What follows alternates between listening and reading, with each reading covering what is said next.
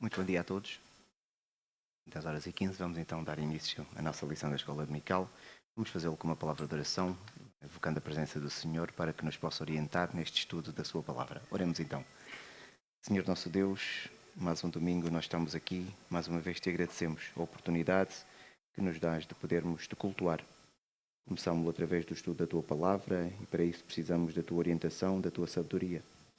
Então capacita-nos, Senhor, é sempre o mesmo pedido e será sempre, Senhor, porque não queremos correr o risco de chegar a conclusões erradas a partir da tua santa palavra, mas queremos sim conhecer a tua sã doutrina para que depois possamos aplicá-la corretamente também nas nossas vidas e dessa forma podermos ter o procedimento correto na forma como vivemos para ti. Então ajuda-nos, Senhor, a podermos aprender em conjunto, abençoa os professores das várias classes, Pai, que possamos também ser capacitados para ensinarmos e, havendo desvios, que evitemos e que reconheçamos os erros também na entrega da Tua Palavra. No nome de Cristo. Amém. Meus irmãos, nós vamos dar continuidade então àquilo que tem sido o nosso estudo no livro de Gênesis. Começamos no início e vamos agora na história de Isaac. E estudamos a semana passada o que aconteceu. Os irmãos estudaram com o Marcos e viram, ainda se lembram daquilo que tiveram a estudar a semana passada? Como eu não estive, alguém podia fazer-me um resumo?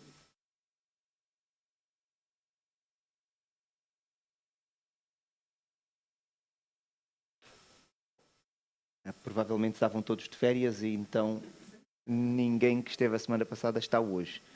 Acredito que tenha sido o caso, talvez. Então os irmãos estudaram a história da bênção do Loza que foi conquistada por Jacó, certo? Jacó e Esaú, dois irmãos, e um engana o pai com a ajuda da mãe para poder então ter a bênção da primogenitura que estava associada, que foi Jacó. Eles eram gêmeos, mas Esaú nasceu primeiro, o que significa que seria o primogênito por direito natural, mas o direito da primogenitura foi dado então a Jacó, e os irmãos estudaram como é que esta bênção foi ganha por Jacó e não foi ganha da forma correta, apesar de as promessas, as profecias apontarem para Jacó, mas isso não justifica a forma como Jacó conquistou a bênção e Deus reprova a maneira como aquilo aconteceu.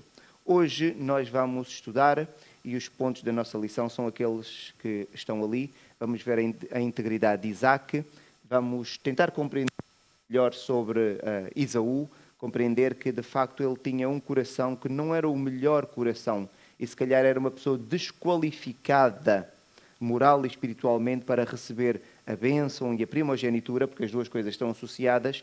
E depois eu gostava no final de refletir com os irmãos sobre a promessa de Deus a Jacó, e aqui vamos ter um tempo de mais discussão, provavelmente tentando analisar aquilo que Deus prometeu a Abraão, a Isaac e a Jacó e tentar ver de que forma isto tem significado nos nossos dias hoje. Porque aquela promessa, ela tem ali alguns aspectos que podem nos fazer ter algumas interpretações sobre aquilo que se passa na atualidade. E acredito que é muito atual e por isso podemos ter aqui esta discussão na parte final. Mas comecemos tentando compreender aquilo que aconteceu, mas na perspectiva de Isaac. Então nós temos Isaac, que era o homem que teve os dois filhos gêmeos, Esaú e Jacó. E nós também estudamos nas Sagradas Escrituras que Isaac e Rebeca, então eles tinham os dois filhos, e eles desde muito cedo demonstraram preferência, em que Isaac amava mais a Esaú e Rebeca amava mais a Jacó. E percebemos também pelo acontecimento da história e por aquilo que nós já sabemos, que aquilo que eles fizeram não estava correto, porque a demonstração da preferência teve implicações na maneira como eles tratavam os filhos e até na maneira como eles dois se relacionavam, ao ponto de Rebeca estar disposta a enganar o marido por ter uma preferência maior por um dos filhos. E nós entramos aqui num campo da moralidade que podemos até considerar, embora não dizemos, que é de certa forma perversa aquilo que aconteceu. No entanto, nós temos agora aqui um facto. Isaac foi enganado e ele dá a bênção ao filho que ele menos gosta. O filho que ele mais gosta não recebe a bênção e ele sabia o significado daquilo que tinha acontecido. No entanto, a bênção factualmente foi dada ao filho que ele menos gosta. E não se esqueçam, não é só a bênção ter sido dada ao filho que ele menos gosta, mas o filho que ele menos gosta enganou-o. E de uma forma, como eu já disse há pouco tempo, perversa. Uma pessoa enganar a outra é mau. Mas enganar alguém que tem já, podemos dizer, uma deficiência, porque a pessoa já não tinha uma boa visão, já não tinha capacidades e os sentidos apurados para poder identificar uma pessoa, e Jacó aproveitou-se disso. Estamos a ver então também aqui a maldade de Jacó em todo este processo. Agora imaginem como é que, depois de todo este episódio, não é? Jacó engana o pai, sai com a bênção, chega o filho mais velho, aquele que o pai mais gosta, a quem quer dar a bênção, e Isaac percebe que foi enganado. Eu fico a pensar, e o ambiente em casa como é que ficou? Como é que ficou aquele ambiente em casa? Então, depois deste episódio, eu acredito que o ambiente em casa ficou muito hostil. E ficou hostil nas várias relações que se podem estabelecer. Isaac, com certeza, ficou magoado com a Rebeca, porque foi Rebeca que foi fazer a comida. Foi a Rebeca que deu a ideia do engano. Foi a Rebeca que fez a comida que Jacó levou. Foi a Rebeca que preparou o filho para enganar o pai. Isaac, com certeza, que ficou triste. Não sei se irado ou não. Isaac parecia uma pessoa muito calma. Ficou triste com Jacó. Foi enganado pelo próprio filho. O filho que vivia na sua própria casa enganou o pai. Esaú, as escrituras aí dizem claramente, passou a odiar o irmão de tal maneira que planeou matá-lo. O plano de Esaú era: eu não vou matar agora, porque senão vai causar uma grande tristeza aos meus pais. Então eu só estou à espera. Não se esqueçam que Isaac já estava debilitado. Viveu muitos anos, mas eles não contavam. E ele só estava à espera de dizer: eu só estou à espera que o meu pai morra. Assim que o meu pai morrer, eu mato Jacó. Isto era o plano dele. E ele não escondia o plano. De tal maneira que ele comentava o plano com várias pessoas, que alguém ouviu e foi comentar com a Rebeca. Então a mãe agora sabia que tem 2 filhos em que um quer matar o outro. Fica a pensar, que ambiente em casa era este? Mas era um ambiente de ódio que agora estava estabelecido ali. Agora imaginem Jacó. Jacó tinha vergonha de tudo. Cada vez que estivesse na presença do pai, devia estar desconfortável. Na presença do irmão não estava, que ele estava apavorado e fugia. Com a mãe, eu não sei como é que ele lidava com a mãe, porque a mãe era grande amiga, mas agora como é que vai lidar? Dizer: mãe, obrigado porque me ajudaste a enganar toda a gente. Então imaginem o ambiente que estava ali. Mas eu queria puxar para o lado de Isaac. Eu queria puxar para o lado de Isaac. O que é que Isaac vai fazer com Jacó? Isaac é o patriarca da família, é o pai da casa. Não se esqueçam, vivíamos numa família patriarcal, então a palavra de autoridade naquela família toda era de Isaac. E estamos a falar de uma autoridade muito grande, porque estamos a falar de um homem milionário. Para fazermos um transfer para os nossos dias, ele tinha um império, só que na altura era com animais, eram com camelos e outros animais que eles tratavam. Então, estamos a falar de alguém que tinha muito poder, uma vez que o poder está associado também às posses, ao dinheiro que a pessoa tinha. Então, ele era o patriarca da casa e ele foi enganado pelo seu filho. O que é que ele agora vai fazer com Jacó? Esta é a grande pergunta. O que é que ele vai fazer com Jacó? Mas não se esqueçam, ele tinha feito o que é com Jacó? Apesar de ter sido enganado, ele tinha dado a bênção. Ele queria dar a bênção a este filho? Não queria. Mas ele, factualmente, já lhe tinha dado o quê? A bênção. Então, como ele deu a bênção a Jacó, ele sabia uma coisa. As promessas todas que Deus tinha feito a Abraão, e a promessa que Deus fez a Abraão foi, resumindo: tu vais possuir a terra das tuas peregrinações, toda esta terra vai ser tua. Não é? Tu vais ser uma pessoa muito importante, a partir de ti todas as nações vão ser abençoadas, ou seja, vais ser o povo central na história da humanidade. Não é? Os outros vão te servir. Então ele sabia que esta promessa que Deus fez a Abraão passava por ele, porque ele era o filho herdeiro da promessa de Abraão, iria ter que dar continuidade com um dos seus filhos. Iria dar continuidade com que filho?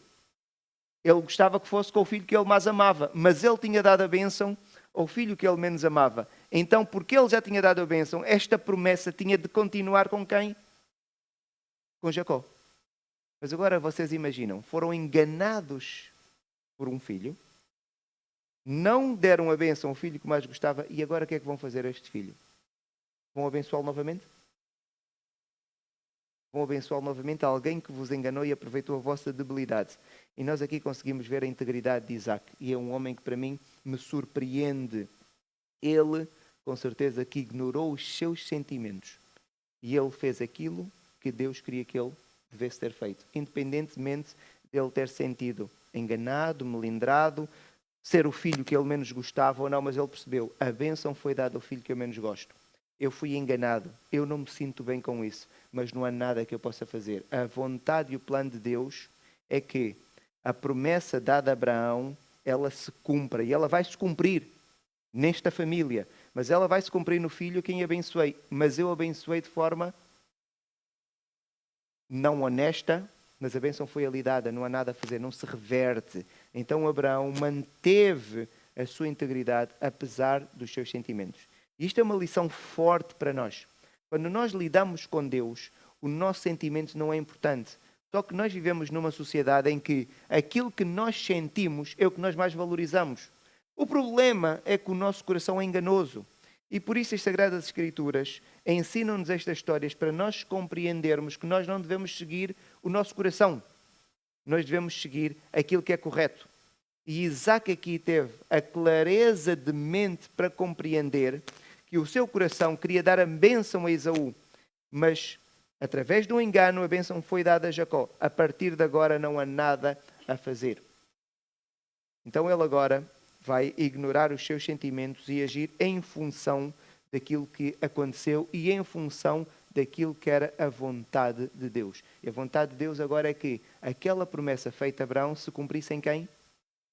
Em Jacó, porque foi aquele que recebeu a bênção do seu pai. Então agora Isaac vai abençoar Jacó e vai ordenar que ele fosse à casa dos familiares maternos, da parte da esposa, para encontrar uma esposa. E o texto diz, Isaac chamou a Jacó. É que nós lemos o texto, mas eu fico a pensar, como é que Jacó agora apareceu diante de Isaac? Agora Jacó, nós lemos o texto e parece normal, o filho entra na presença do pai. O ambiente como é que estava? Isaac agora vai aparecer diante do seu pai, ele está à espera que o pai diga o quê? Ele não sabia. Que o pai dissesse o quê? Tu enganaste-me, eu vou-te amaldiçoar. Mas ele aparece diante de Isaac. Então Isaac chamou Jacó e dando-lhe a sua bênção, lhe ordenou dizendo, não tomarás esposa das filhas de Canaã. Levanta-te, vai a Padã-Arã, a casa de Betuel, pai da tua mãe, e toma lá por esposa uma das filhas de Labão, irmão da tua mãe. Então Betuel era filho de, já se lembram? Naor, que era irmão de Abraão. Então depois Betuel teve Labão e teve Rebeca. E Rebeca casou com Isaac. Então o que Isaac está a dizer, olha, vai a família da tua mãe, porque sabia que eles estavam vivos e tinham vários outros descendentes, e encontra lá em casa do teu tio Labão uma mulher com quem tu deves casar. E o que Isaac vai fazer, vai repetir a bênção que Deus tinha feito, a promessa que Deus tinha feito a Abraão. Então Isaac diz a Jacó, Deus Todo-Poderoso te abençoe e te faça fecundo e te multiplique para que venhas a ser uma multidão de povos e te dê a bênção de quem? De Abraão. A ti e a tua descendência contigo, para que possuas a terra das tuas peregrinações concedidas por Deus a Abraão. A terra das suas peregrinações, porque Abraão, quando saiu da sua terra natal, da sua terra paterna, ele peregrinou por toda aquela terra e o que Deus lhe tinha prometido é, por onde tu tens peregrinado, esta terra vai ser tua, eu te estou a dar. Eu te estou a dar. Então, Abraão teve filhos, então aquela terra, se era para a família de Abraão, A promessa então estendia-se a Isaac, e Isaac, a promessa tem que se estender àquele filho que vai ganhar o direito de primogenitura e a bênção, porque as duas coisas estão associadas, então seria Jacó. E eu fico admirado com Isaac dizer isso, porque ele, ao dizer que aquela terra iria ser para a descendência de Jacó, ele estava a dizer, não vai ser para a descendência de Esaú. Não vai ser para a descendência do meu filho preferido. Mas, novamente, conseguimos ver aqui a integridade deste homem, que era um homem temente a Deus e não deixou que os seus sentimentos interferissem naquilo que era a coisa correta a ser feita, e o correto é sempre a obediência, aquilo que é a vontade e os desejos do Senhor. Então agora eu gostava que nós pudéssemos pensar um pouco, pensamos sobre Isaac, pensássemos agora um bocadinho sobre Esaú. Porque nesta história toda, se nós estivermos a analisar de uma forma muito humana, o grande enganado aqui foi quem? Foi Esaú. Esaú foi o grande enganado. Porque ele, por direito de nascimento, devia receber a bênção, porque era o primogênito, não é? Ele seria a pessoa que iria dar continuidade ao nome da família, o que significaria naquele contexto familiar que seria aquele que iria herdar a promessa que Deus tinha feito a Abraão. Mas ele foi a pessoa que perdeu tudo. Então temos aqui alguém que foi profundamente enganado. Mas eu acho que nós devemos tentar pensar como é que seria se Esaú tivesse recebido a bênção. Eu acho que teria sido um problema gravíssimo. E vejamos porquê. Por causa de algumas características de personalidade e temperamento do próprio Esaú. Primeiro, vejam, vamos partir desta ideia. Esaú vendeu a primogenitura ao seu irmão. Isto foi um acordo que eles fizeram.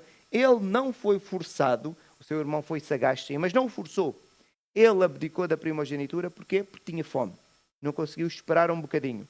Um ser humano pode perfeitamente ficar, estima-se que em alguns casos até 3 semanas a 3 meses sem comer e não morre. E ele, porque estava um dia com fome, não foi uma pessoa calma. Mas comecemos por pensar primeiro que é um homem que não assume a responsabilidade. Vejam, Esaú diz, a determinada altura de toda esta história que nós temos estado a estudar, ele diz assim, não é com razão que se chama ele Jacó, pois já 2 vezes me enganou. Tirou-me o direito de primogenitura, uma, e agora usurpa a bênção que era minha. Eu não consigo ver onde é que estão aqui os 2 enganos. O direito de primogenitura foi-lhe tirado? Não. Ele ganhou alguma coisa em troca. Foi uma negociação. Aceitou. E quando o irmão disse juro, ele disse, eu juro. Ele pactuou com o irmão. Então, vemos que é alguém que não assume a sua responsabilidade. O irmão é um enganador? É. Mas o irmão enganou. O irmão também pensou, agora o direito é meu. Ele vendeu-me. Eu tenho que arranjar um estratagema para o meu pai me dar. Porque o meu pai, se eu lhe disser que agora o direito é meu, provavelmente não me vai acreditar. Então, se por um lado eu consigo perceber a sagacidade, embora não a justifique, de Jacó, não consigo perceber a atitude de Esaú que diz, mas eu não tenho responsabilidade, ele enganou-me, ele anda a enganar-me. Não, ele não foi enganado 2 vezes. Na questão da primogenitura, ele próprio é que a vendeu. Mas vemos então que é um homem que não assume a responsabilidade. Numa sociedade em que não há acordos como nós temos, que nós temos que assinar. Ali a palavra da pessoa valia o mesmo que a nossa assinatura vale hoje. Então é um homem que não assume a sua responsabilidade.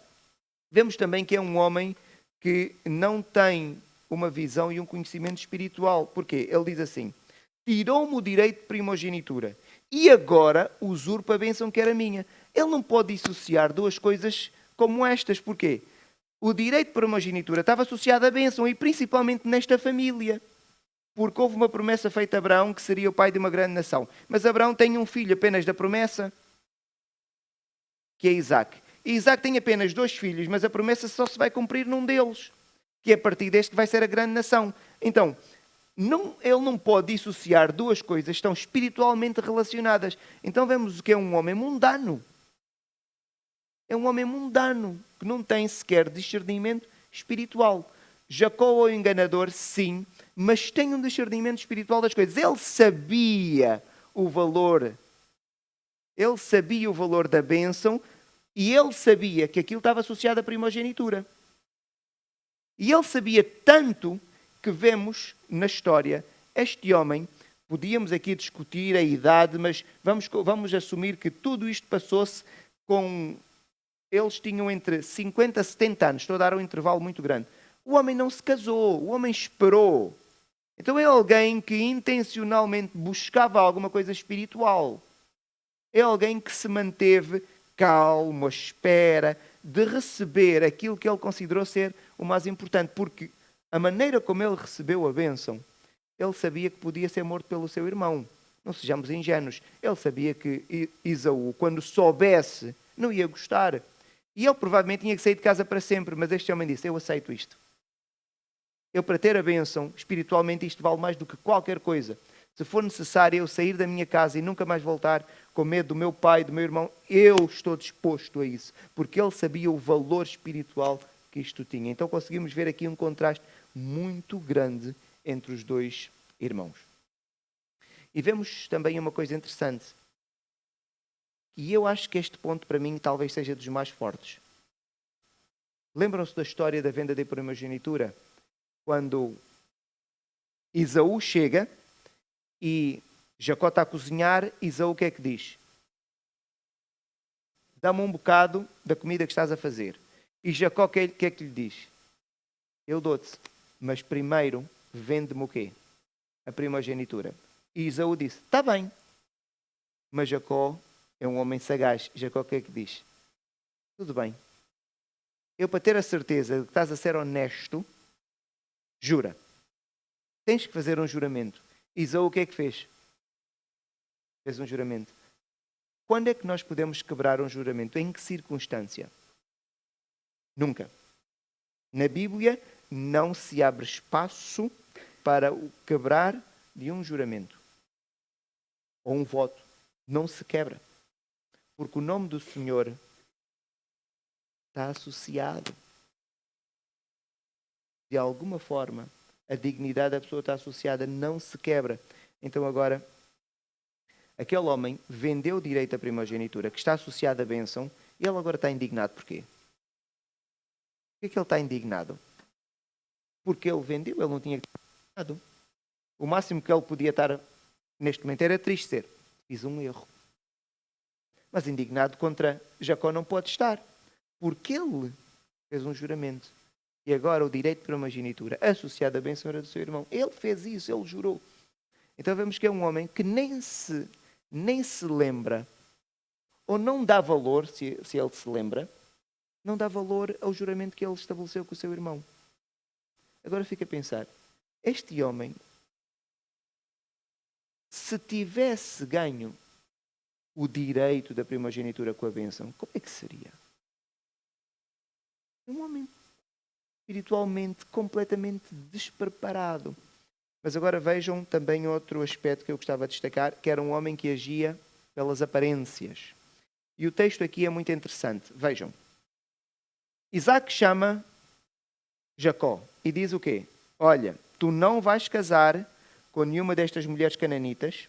O meu pai também me proibiu e mandou um servo para muito longe, para a casa da sua família, para arranjar uma esposa para mim. E a tua mãe é de uma família, vem da família do teu avô. Por isso, tu também não vais casar com nenhuma destas mulheres e tu agora vais à casa da família da tua mãe e vais encontrar lá uma mulher para ti.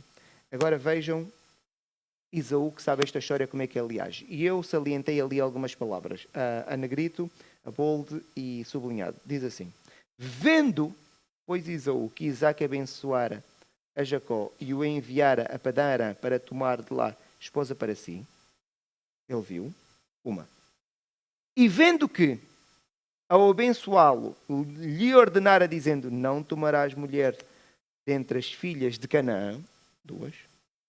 E vendo, 3, que, vendo ainda que Jacó, obedecendo ao seu pai e a sua mãe, fora para Padã-Arã, então ele está a ver aqui uma coisa interessante, que é, ele viu que Isaac abençoou e disse, vai tomar uma esposa que seja da nossa família. Ele vê que Isaac abençoa Jacó e ele vê que Jacó obedece ao seu pai. E diz, não vou casar com uma cananita e vou casar com uma mulher semita da nossa família. Sabedor também, 4, de que Isaac, seu pai, não via com bons olhos as filhas de Canaã, então ele também vê, mas o meu pai não gosta das cananitas. Mas ele já sabia disso. Então agora ele age.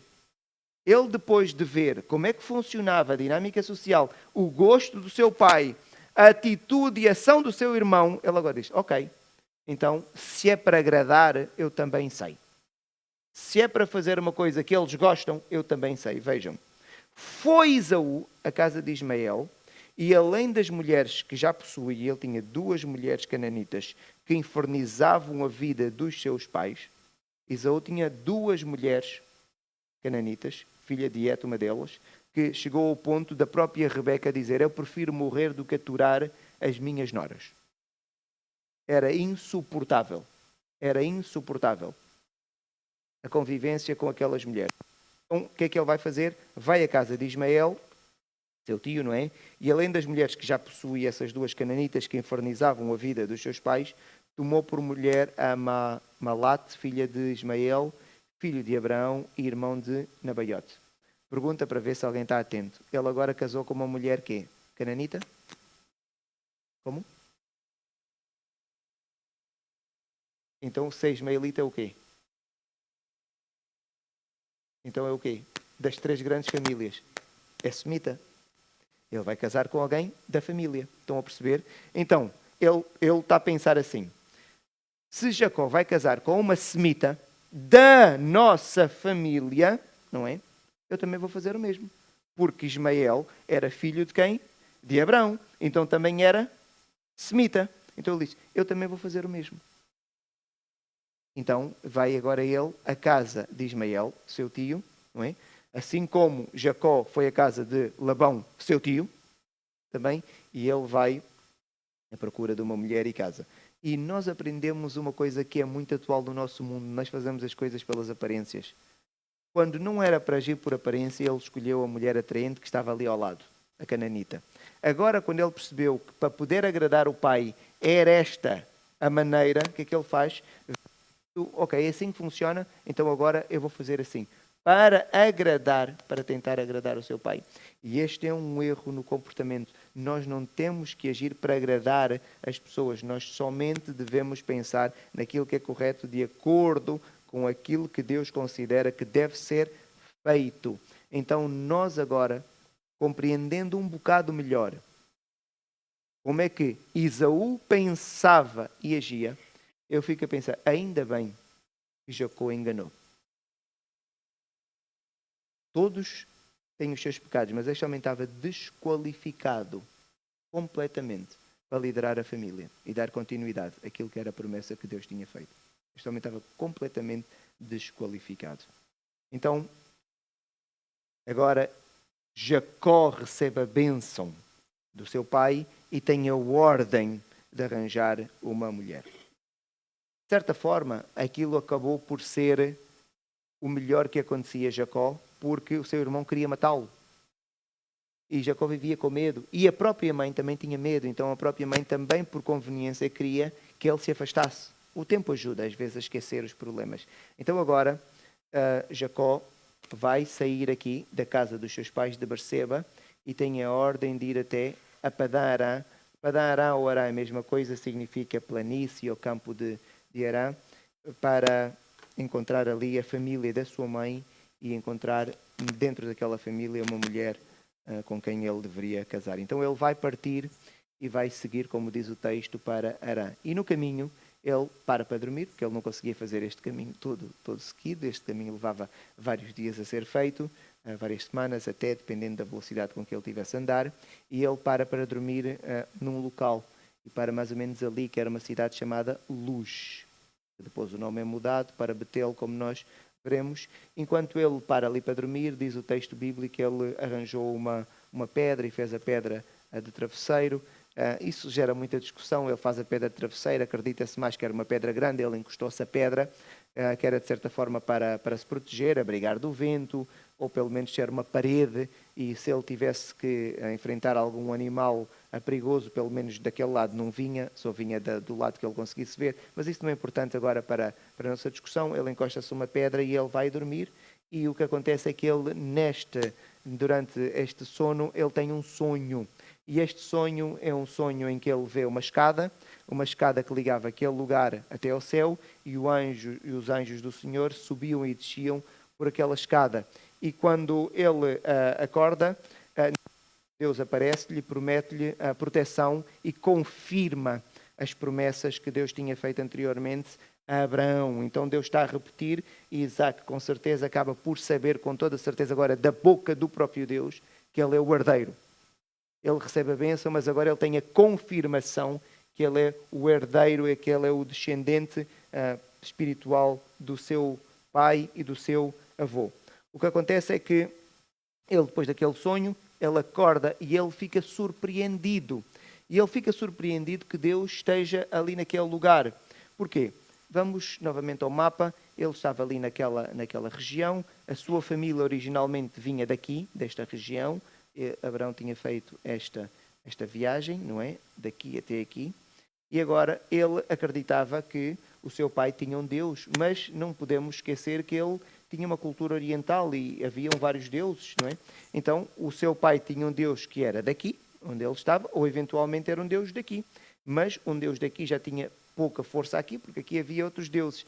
Quando ele agora está a fazer a peregrinação, ele vai no caminho e ele agora ali percebe, já afastado um pouco da sua casa, que Deus está ali, e ele fica surpreendido. Diz: eu não sabia que Deus estava aqui. Então parece que este Deus está em todo lado. Isto é uma surpresa para ele. Porquê? Porque naquela cultura a ideia era que os deuses eram locais. Então Loures tinha o seu Deus. Quando alguém ia para Lisboa, imaginem que eu era adorador do Deus de Lisboa, de Loures. Quando eu fosse para Lisboa, Lisboa havia ter um Deus também ali daquela região. O meu Deus continuava a ser meu, mas em Lisboa ficava um bocado mais fraco, porque havia um Deus que dominava aquela região. E se alguém fosse para Setúbal, podia continuar a adorar o Deus de Loures, mas quando estivesse em Setúbal sabia: o Deus forte aqui é o Deus de Setúbal, o meu Deus está afastado da sua terra. E esta era a crença que as pessoas tinham. Os irmãos se lembram, na história de Israel, há uma batalha que eles têm, eu creio que é com os sírios, e os sírios perdem a batalha, e os sírios dizem: porque eles têm os deuses dos montes. A batalha a seguir vai ser na planície, porque os nossos deuses de planície são mais fortes. Então eles acreditavam que os deuses eram locais, ou os deuses eram especialistas. Eram deuses especialistas de algumas coisas, o deus da agricultura, o deus de outra coisa qualquer, ou os deuses também eram deuses mais fortes em alguns locais. E ele agora fica admirado e diz: mas espera lá, a presença é muito forte. Porque ele podia continuar a sentir a presença do seu Deus, mas não com a força que ele sentiu. Ele sentiu que o Deus que é daqui, que o seu pai e o seu avô lhe falava, estava igualmente tão presente aqui. Tanto que aqui onde ele estava, já afastado da sua casa, ele vê uma escada e ele diz: o acesso continua a ser igual. Continua a haver um acesso direto a este Deus, a esta casa de Deus. Então ele fica muito admirado. E vejam o que é que ele diz: despertando Jacó do seu sono, disse: na verdade o Senhor está neste lugar. E eu não o sabia. E temendo disse: quão temível é este lugar. É a casa de Deus, a porta dos céus. E depois, naturalmente, há sempre ali alguma crença mais forte, que ele disse: este lugar é um lugar sagrado. E de tal maneira que para o povo de Israel este foi um lugar sagrado durante sensivelmente 1000 anos. E foi um centro de adoração ao Senhor muito forte, e só foi profanado cerca de 1000 anos depois por Jeroboão, quando vai estabelecer ali um altar a um animal que ele vai fazer para que as pessoas pudessem adorar. Então ele, naquele lugar, ele tem pela primeira vez então um contacto com a divindade. E ele vai então consagrar aquele lugar, ele vai erguer ali um altar, vai ungir o altar colocando azeite, muda o nome do local para Betel, e ele vai fazer ali, então, vai ter uma conversa com o Senhor, e eu acho que nós devemos ler. Diz assim: tomou a pedra que havia posto por travesseiro e a erigiu em coluna, sobre cujo topo entornou azeite. E ao lugar deu o nome de Betel, Fez também Jacó um voto: se Deus for comigo e me guardar nesta jornada, e me der pão e roupa, de maneira que eu volto em paz para a casa de meu pai, então o Senhor será o meu Deus. E a pedra será a casa de Deus, e de tudo quanto me concederes, certamente eu te darei o dízimo. Vejam a maneira como ele agora fala na última parte do texto que lemos. Ele começa a falar na terceira pessoa, mas depois ele vai falar na segunda pessoa. Ele está a falar com Deus e diz mesmo: de tudo quanto ele está a dizer a Deus, tudo quanto tu me concederes, não é? Certamente eu te darei o dízimo. Este episódio vai ensinar um pouco a Jacó sobre Deus. E ele então percebe que Deus é todo-poderoso e o Deus dos seus pais está em todo o lugar. Então, o que ele vai fazer aqui, aquilo que era uma prática na cultura oriental, vai consagrar aquele lugar. A ideia de criar um altar de pedras e ungir um altar tinha esta simbologia, não é? E ele vai então estabelecer que aquele é um lugar sagrado. O que nós temos aqui, meus irmãos, não é Jacó a fazer aqui uma negociação com Deus. Se tu me abençoares, eu vou te adorar. Não. O que nós temos aqui, conhecendo o texto, e nós já conhecemos todo o contexto e depois da história que vem a seguir, nós conseguimos ver que há uma confiança de Jacó no Senhor. Porquê? Ele ficou surpreendido que Deus estava ali. Então, ele está a dizer a Deus: eu acredito que tu és capaz de me proteger em qualquer lugar onde eu for. Tu não tens limitações. Tu não estás circunscrito a este lugar. És tu o Deus que eu quero. É o Deus que o meu pai me falava, que o meu avô seguia e que o chamou para sair de sua casa. Então vemos aqui um homem que está disponível a sair da sua terra, do seu conforto, está a ir para longe, está com medo, porque ele não tem mais ninguém, e ele quer que aquele seja o Deus dele. Ele não quer outro Deus. E nós vamos ver isso como uma forma de Jacó viver diante do Senhor. Ele não teve outros deuses, nunca mais. Este foi o Deus que ele abraçou e este foi o Deus que ele seguiu. Ele não quis mais outro. Ele percebeu: este é o Deus que está-me a fazer a promessa, a repetir que fez ao meu avô. E ele está em todo o lado. E este foi o Deus que ele abraçou. E nós conseguimos ver isso depois naquilo que ele vai fazer. O que é que ele faz com Deus? Ele promete dar o quê? O que é que diz o final do texto que lemos? Diz assim: e de tudo quanto me concederes, certamente eu te darei o dízimo. O dízimo, como instituição legal, ainda não tinha sido estabelecida. O dízimo é estabelecido cerca de 500 a 600 anos depois desta história. Ainda não se tinha sido estabelecido. Então, não se esqueçam, quando o dízimo foi estabelecido, foi para quê? Qual era a finalidade? Então, sustentar o templo. O tabernáculo, o templo, os sacerdotes, as pessoas que trabalhavam na obra do Senhor, para os utensílios também, e tudo aquilo que era necessário, para que houvesse pessoas só dedicadas ao trabalho espiritual. Mas nesta altura, não. Então, para que era o dízimo?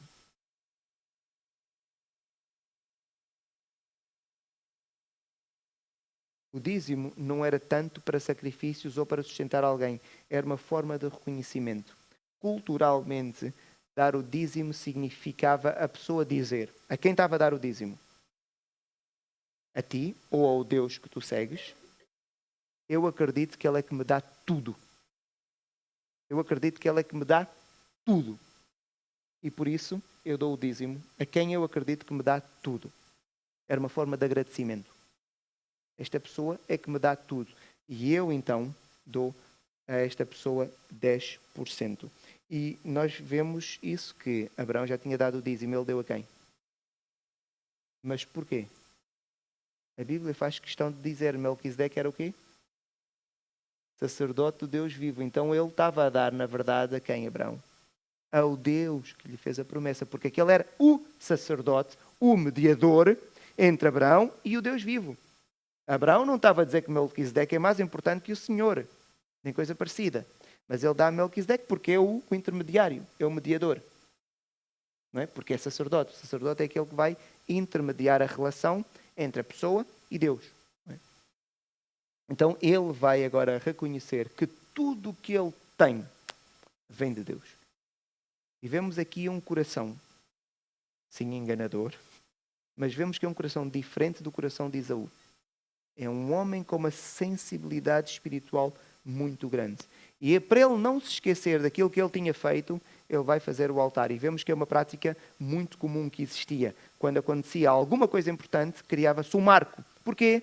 Nós precisamos destas coisas, de ver para nos lembrarmos. De ver para nos lembrarmos. Devemos ter o cuidado, é para depois não acharmos que o objeto é que é sagrado. Mas o objeto às vezes ajuda-nos, porque quando olhamos para ele, nós nos lembramos. E aquilo então era uma marca. E Betel tornou-se este centro religioso que foi consagrado ao Senhor até o reinado de Jeroboão. Muito mais tarde, quando o reino de Israel se divide, então Jeroboão vai profanar ali aquele lugar. Eu gostava que nós pudéssemos ver a promessa de Deus quando ela foi dada a Abraão e ela depois é repetida. Diz assim: disse o Senhor a Abraão, ainda nem sequer tinha mudado o nome dele: ergue os olhos e olha desde onde estás para o norte, para o sul, oriente e ocidente. Porque toda essa terra que vês, eu te darei, a ti e a tua descendência. Até quando? Para quando? Para sempre. Depois, vemos aqui a repetição da promessa. Deus Todo-Poderoso te abençoe. Está Isaac a falar agora para o seu filho Jacó. E te faça fecundo e te multiplique. E te dê a bênção de quem? De Abraão, que foi aquela que nós lemos. Está aqui a bênção de Abraão. Dê a bênção de Abraão a ti e a tua descendência, para que possuas a terra das suas peregrinações, concedida por quem? Por Deus. Abraão. Para quando? Para sempre. E depois continua perto dele, estava o Senhor e lhe disse, agora o Senhor encontra-se com Jacó. E disse, eu sou o Senhor de Abraão e de Isaac. A terra em que agora estás deitado, eu te darei a ti e a tua descendência. A tua descendência será como o pó da terra, estender-te-ás para o ocidente e para o oriente, o norte e o sul. E na tua descendência serão abençoadas todas as famílias da terra. A questão, e agora que eu gostava de dedicar os últimos minutos da lição, era como é que nós devemos interpretar esta bênção hoje? Porque Deus prometeu, vamos falar agora da terra em particular, prometeu a terra a quem? Os descendentes de Abraão. Eu sou descendente de Abraão? Não. Eu sou gentio. Eu não sou israelita, não sou judeu, de etnia. Então aquela terra não foi prometida a mim. Aquela terra foi prometida aos descendentes de Abraão. Como é que nós interpretamos agora isto? E nós devemos considerar que existem várias interpretações. Há 3 principais que eu vos apresento. A interpretação judaica ortodoxa diz assim: a terra física, aquilo que nós hoje no mapa conhecemos como Israel, quando o irmão abre aí um planisfério, então vai encontrar ali no Médio Oriente uma terra chamada Israel, ou Palestina, alguns chamam Palestina, aquela região, terra de Canaã. E a interpretação judaica, por conveniência ou não, não interessa, eles vão interpretar desta forma: foi dada a descendência física de Abraão, logo é uma herança do povo judeu. Foi dada por Deus, é uma herança deles. A interpretação dispensacionalista, e depois vamos falar mais sobre isso, diz que a promessa é literal e ela vai se cumprir, principalmente no futuro. O dispensacionalismo tira um bocadinho para o futuro, então a nação de Israel vai voltar a possuir aquela terra, porque foi dada por Deus por estatuto perpétuo, para sempre. E temos a visão não dispensacionalista, que diz que Deus trabalha com a Igreja e que a Igreja é o Israel espiritual e por isso não considera muito a questão ali da terra, não da forma tão ortodoxa como a visão judaica e a visão dispensacionalista. Ou seja, a terra é de Israel, se foi dada por Deus, sim, mas se outros povos a ocuparam, também não é um problema. Não se vai agora tirar de lá os outros povos. Aceita-se. Portanto, quem ocupou a terra, ocupou a terra. Importa saber o que é o dispensacionalismo. Porquê? Porque isto para nós é aquilo que muitas vezes nós utilizamos para a interpretação da Bíblia e nas conversas teológicas fala-se muito sobre isso. Não vamos entrar aqui em pormenores, não vamos aprofundar muito, mas é importante que os irmãos saibam que esta é uma forma de interpretar a Bíblia, considerando que a história a história que nós encontramos na Bíblia, ela está dividida em vários períodos. E Deus trabalha com os homens de uma forma diferente em cada um destes períodos. A ideia basicamente é, então temos vários períodos, Deus trabalha com as pessoas nestes períodos e ficou sempre claro em todos os períodos que o homem sempre falhou. Mais ou menos liberdade que Deus deu ao homem nestes períodos, o homem sempre falhou. Que fica então provado que o homem precisa mesmo de um Salvador. Porque sem um Salvador o homem está perdido, sempre vai falhar. E a visão dispensacionalista então entende e estuda a Bíblia desta forma. Não é uma coisa que sempre existiu, é uma visão que ela surge no século XIX por um senhor chamado John Nelson Darby. Ele depois criou um outro também sistema de interpretar a escatologia e ela ficou muito popularizada, muitas pessoas adotaram esta visão de interpretação da Bíblia e algumas Bíblias que nós temos, as Bíblias que têm comentários, elas têm sempre os comentários na perspectiva de quem fez os comentários. Então, muitos comentaristas, principalmente numa Bíblia chamada a Bíblia Scofield, que tinha os comentários de um senhor chamado Scofield, ela interpretava a Bíblia desta forma. E eu estou a dizer isto porque isto tem implicações na maneira como nós crentes olhamos para a história de Israel e para o povo de Israel ainda hoje em dia. E por isso é que eu estou a trazer este tema agora. As várias dispensações estão ali, não vamos estar a lê-las todas, vamos vê-la graficamente que fica mais fácil. Vejam, nós temos ali os vários eventos, ali em cima, nós temos os eventos, e em baixo temos aquilo que os teólogos consideram que são as 7 dispensações. Então vejam, entre a criação, Deus criou o homem era perfeito, até a queda, então acredita-se que era a dispensação da inocência, o homem não sabia o que era o pecado. O homem não sabia o que era o pecado. Então, Deus trabalhava ali com o homem de uma maneira em particular, porque o homem não sabia o que era o pecado. Mas, o que é que aconteceu com o homem? Pecou. Então, desde a queda até o dilúvio, não há lei, não há governo. Então, entende-se que aquela dispensação é da consciência. E o que é que o homem fez? Tornou-se tão perverso que a maldade no planeta cresceu ao ponto de Deus fazer o quê? Destruir toda a gente. Estão a perceber? Sempre o homem falha.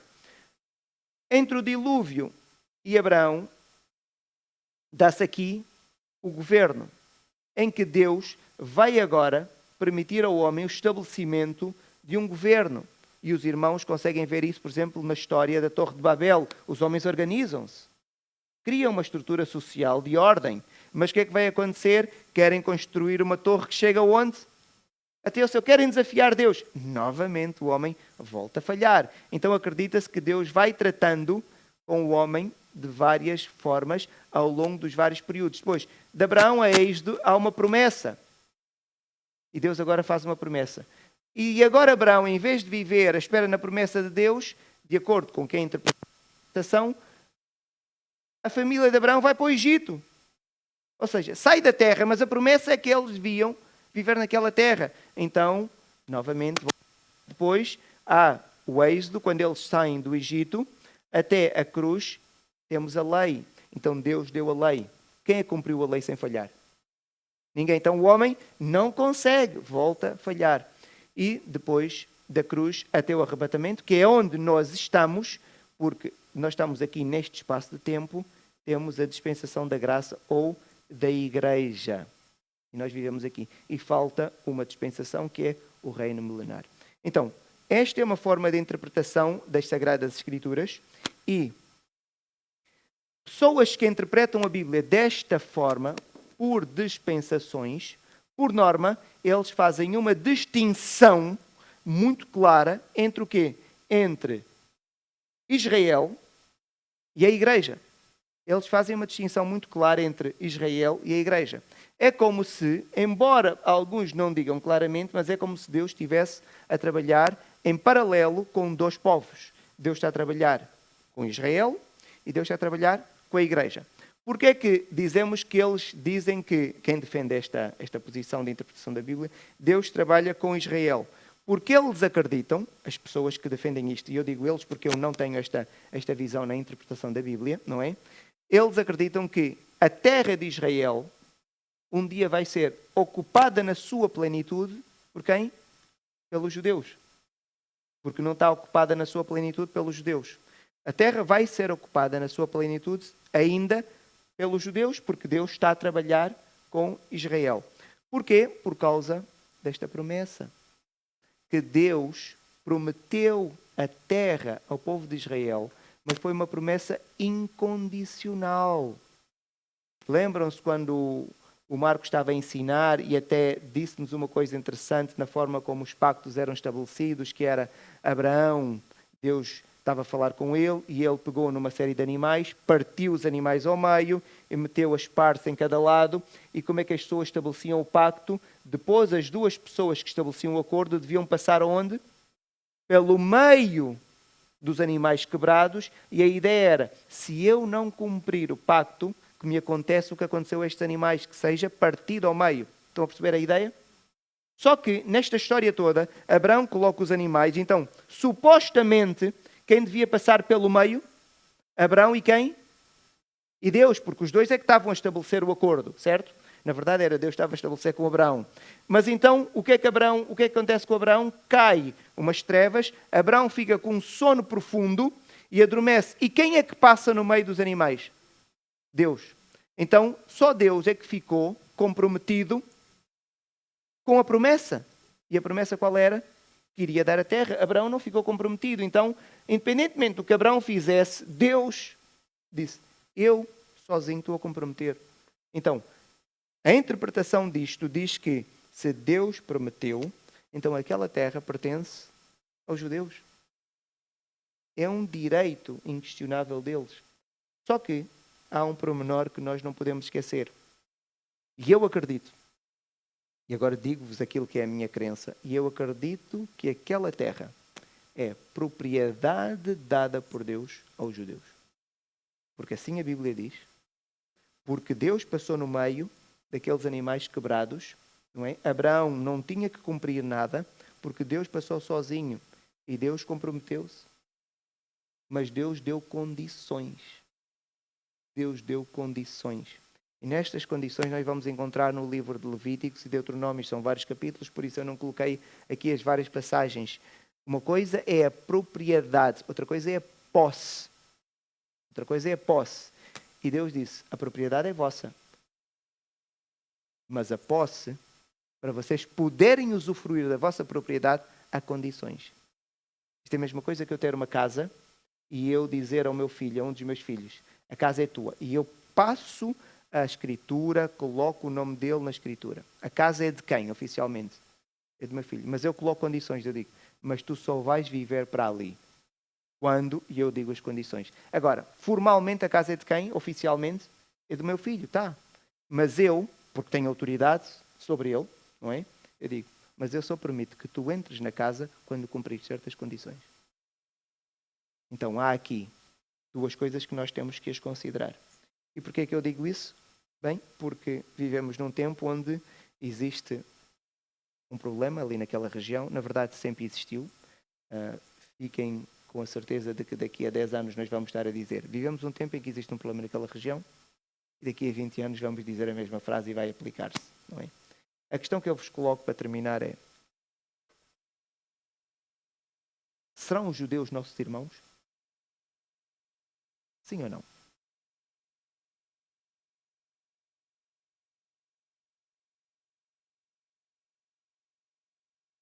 Os judeus, aqueles a quem Deus prometeu a terra. Então há uma... Para ti depende se são crentes. Então se são crentes, na verdade eles já não são judeus. São a igreja. Mas fazem parte da igreja. Porque a igreja tem todo o tipo de pessoas. Okay. Então o Ricardo traz aqui uma coisa interessante. É, se for crente, é. Mas se for crente, vamos chamar a igreja. Nós fazemos parte da igreja. Certo? E um judeu que não é crente.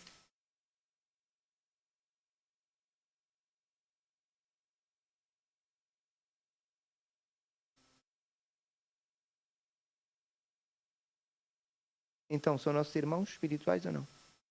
Não, não são. A salvação, só a salvação e a entrada na família de Deus não tem outra forma, só tem uma. Através do Senhor Jesus Cristo. Não há outra forma. Não vamos criar aqui sistemas paralelos. A Bíblia é muito clara. A Bíblia não diz a salvação ou para fazer parte da família espiritual de Deus é através do Senhor Jesus ou por nascimento biológico numa família. Não, isto não existe. E o Novo Testamento é muito claro. Deus diz de dois, Deus simplifica, não é? Nas Sagradas Escrituras, de dois, judeus e gentios são todos os outros, não é? Que é uma simplificação muito simplificada, não é? Então, dos dois, o que é que Deus fez? Fez um só povo. Então só há um povo de Deus hoje. Só que, numa visão que muitos crentes têm, nós entendemos às vezes que Deus também trabalha com Israel e que os israelitas são nossos irmãos. Quantas igrejas os irmãos já foram ou hão de ver têm também uma bandeira de Israel? Vejam nos vídeos que os irmãos às vezes vêm de várias igrejas, têm uma bandeira de Israel lá fixada. Fica a pensar, mas porquê? Não faz sentido. Não faz sentido. Nós não temos nenhuma ligação com Israel. Nenhuma. Israel, eles, como povo, rejeitaram o Messias. Para eles, o Messias é diabólico. Para eles, o Messias é diabólico. É um enganador. O Messias veio para usurpar o poder. E nós sabemos que o Messias é o próprio Deus, é o Senhor Jesus. Eu não estou com isso a dizer, a instigar nenhum sentimento negativo. Não. Porque eu sou a pessoa que acredito que aquela terra é dos judeus por direito. Mas isso não tem nada a ver com a salvação. Uma coisa é a salvação. E eu agora, quando perguntei se nós somos família, estava a pensar de forma salvífica. Agora, outra coisa é a propriedade. Sim, Deus deu aquela família. Não há nada que eu possa fazer. Então, eu acho que aquela terra é deles. Acho mesmo. Acho que há condições para eles possuírem a terra. Sim, Deus também disse que há condições. Mas a propriedade é deles. Mas eles não são meus irmãos, nem eu sou irmão deles. Eu sou seguidor do Messias, que eles não acreditam. Então há uma diferença muito grande. Agora o irmão pode desenvolver o seu pensamento, a sua posição sobre o assunto, mas o importante que eu queria deixar aqui é que a maneira como nós interpretamos a Bíblia depois vai fazer com que nós tenhamos mais ou menos afeição por certos povos. Por isso, quando estiver a discutir com alguém, não entre em discussões estéreis. Aceite só que há diferentes maneiras de interpretar a Bíblia. E é isso que eu quero que os irmãos fiquem. Para não entrarem em discussões, é só dizer que há pessoas que têm... O Scofield da Bíblia tem uma maneira diferente da minha de interpretar a Bíblia. Não adianta eu discutir com ele. Podemos debater, conversar, mas é só respeitar cada um a maneira como o outro interpreta a Bíblia. Por isso, eu como pastor nunca iria aceitar que se fosse colocada uma bandeira de Israel aqui. Não. Aquilo é uma nação que não nos diz nada. Sei a sua importância para nós, porque o Messias veio daquela nação, a salvação foi primeiro dada àquela nação, e nós sabemos a sua importância que ela teve na história, mas hoje Deus trabalha com a igreja. Dúvidas? O Senhor nos abençoe.